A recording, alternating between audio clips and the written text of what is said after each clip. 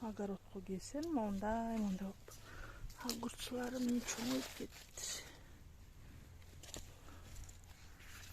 Мынакей азыр терип муну бетке салат кылайын. Мага негизи ушул кытайский бадыраң деп ушул жагат да постоянно жылда ушундай алып жүрөм. Салт эткенде да өрлөсөм да.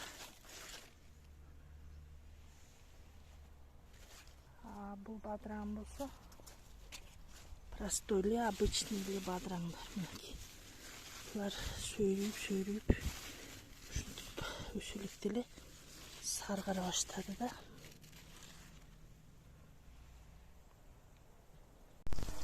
Мынакей өсүп келдим. Бадыраңдар ушундай чойгоч болуп кетти. Азыр муну салат жасайм.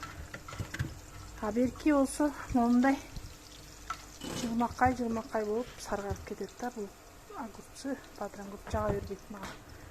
Булар мощный да. Салат жасасаң да сонун, салт этсең да сонун.